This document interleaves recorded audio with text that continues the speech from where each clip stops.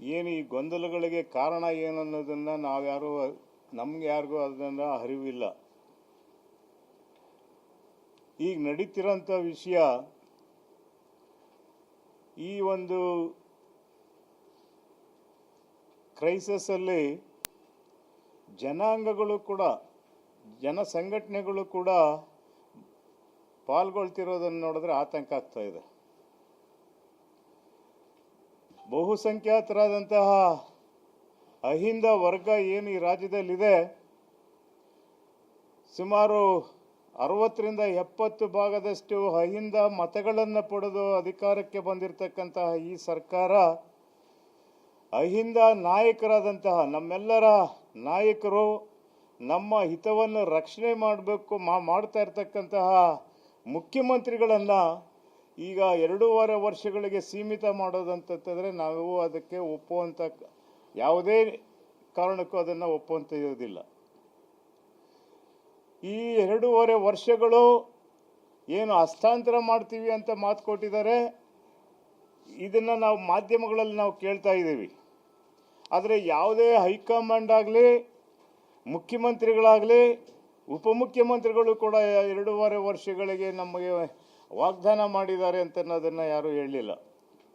ಆದರೆ ಮಾಧ್ಯಮಗಳಲ್ಲಿ ನೋಡ್ತಾ ಇರಬೇಕಾದ್ರೆ ಕೆಲವರು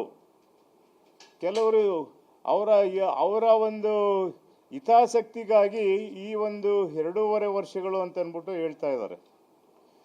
ಇವತ್ತು ಒಕ್ಕಲಿಗರ ಸಂಘನೂ ಕೂಡ ಒಂದು ಪತ್ರಿಕಾಗೋಷ್ಠಿಯನ್ನು ಮಾಡಿದೆ.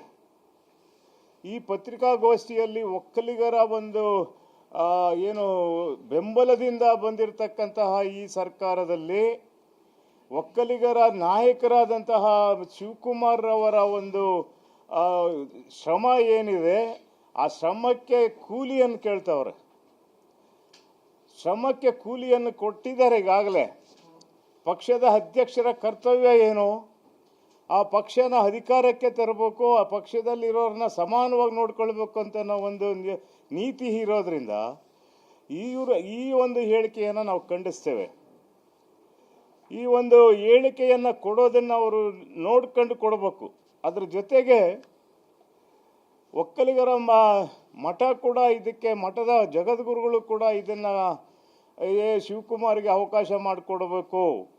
ಅವಕಾಶ ಮಾಡಿಕೊಟ್ಟಿಲ್ಲ ಅಂತಂದರೆ ನಮ್ಮ ಒಂದು ಸಮುದಾಯದ ಜನರ ಒಂದು ಕೂಗೇನಿದೆ ಅದ್ರ ಜೊತೆಗೆ ನಾವು ಸೇರಿಕೊಂಡು ನಾವು ಮುಂದಿನ ಒಂದು ನಡೆಯನ್ನು ನಾವು ತೀರ್ಮಾನ ಮಾಡ್ತೀವಿ ಅಂತನೋ ಒಂದು ಬೆದರಿಕೆ ಕೂಡ ಆಗ್ತಾ ಇದ್ದಾರೆ.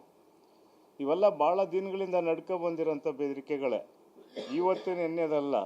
ಈ ದೇಶ ಸ್ವತಂತ್ರ ಆದಾಗಿಂದನೂ ಬೆದರಿಕೆ ಮೇಲೇ ಅಧಿಕಾರಗಳನ್ನು ಮಾಡ್ಕೊಂಬಂದಿರ್ತಕ್ಕಂತಹ ಜನ ಇವತ್ತು ಬೆದರಿಕೆ ಹಾಕ್ತಾರೆ ಅಂತಂದರೆ ಅದನ್ನು ಕೇಳುವಂಥ ಪರಿಸ್ಥಿತಿಯಲ್ಲಿ ಬಹುಸಂಖ್ಯಾತರಾದಂತಹ ತಳ ಸಮುದಾಯಗಳು ಅದನ್ನು ಕೇಳುವಂಥದ್ರಲ್ಲಿ ತಯಾರಿಲ್ಲ. ಯಾವುದೇ ಕಾರಣಕ್ಕೂ ಸ್ವಾಮೀಜಿನೂ ತಿಳ್ಕೊಳ್ಬೇಕು, ಧಾರ್ಮಿಕವಾಗಿ, ಆಧ್ಯಾತ್ಮಿಕವಾಗಿ ನೀವು ಒಬ್ಬ ಗುರುಗಳಾಗಿ, ಸ್ವಾಮೀಜಿಗಳಾಗಿ ಎಲ್ಲ ಸಮಾಜಗಳನ್ನು ಸಮಾನ ದೃಷ್ಟಿಯಲ್ಲಿ ನೋಡುವಂಥ ಒಂದು ಬೆಳವಣಿಗೆ ಆದರೆ ಅದು ಸಮಾಜಕ್ಕೂ ಒಳ್ಳೆಯದು, ತಮಗೂ ಒಳ್ಳೆಯದು ಅಂತ ಅನ್ನೋದನ್ನು ಈ ನಿಮ್ಮ ಮುಖಾಂತರ ಸ್ವಾಮೀಜಿಗಳಿಗೆ ತಿಳಿಸೋದಕ್ಕೆ ಇಚ್ಛೆ ಪಡ್ತಾ ಇದ್ದೀನಿ. ಅದೇ ರೀತಿ ಸ್ವಾಮೀಜಿಗಳ ಒಂದು ಮಧ್ಯಪ್ರವೇಶ ಆದಾಗ ಇನ್ನು ಹಿಂದುಳಿದ ಜಾತಿಗಳ ಎಲ್ಲ ಸ್ವಾಮೀಜಿಗಳದ್ದು ಅವ್ರದ್ದೇ ಒಂದು ಸಂಘಟನೆ ಇದೆ, ಅವರು ಸುಮ್ಮನೆ ಕೂತ್ಕೊಳ್ಳಲ್ಲ. ಅದೇನಾಗ್ತದೆ, ಮೇಲ್ವರ್ಗ ಮತ್ತು ತಳವರ್ಗ ಅಂತನ್ನೋ ಒಂದು ಸಂಘರ್ಷವನ್ನು ಇಲ್ಲಿ ಹುಟ್ಟಾಕ್ದಂಗೆ ಇರ್ತದೆ. ಅದಕ್ಕಾಗಿ ಹೈಕಮಾಂಡ್ಗೂ ಕೂಡ ನಾವು ಕೇಳ್ಕೊಳ್ತಿದ್ದೀವಿ, ಹೈಕಮಾಂಡ್ ಕೂಡಲೇ ಇದನ್ನು ತೀರ್ಮಾನ ಮಾಡಿ ಒಂದು ನಿರ್ಧಾರಕ್ಕೆ ಬನ್ನಿ.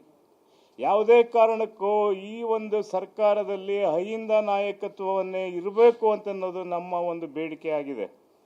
ಅಹಿಂದ ನಾಯಕತ್ವ ಇಲ್ಲ ಅಂತನ್ನೋದಾದರೆ ಮುಂದಿನ ಒಂದು 2028ರ ಚುನಾವಣೆಯಲ್ಲಿ ಅದರ ಪ್ರತಿಫಲವನ್ನು ಕೂಡ ನೀವು ನೋಡಬೇಕಾಗ್ತದೆ ಅಂತ ಅನ್ನೋದನ್ನು ಈ ದಿವಸ ನಾವು ಹೈಕಮಾಂಡ್ ಕೂಡ ತಿಳಿಸ್ತಾ ಇದ್ದೀವಿ.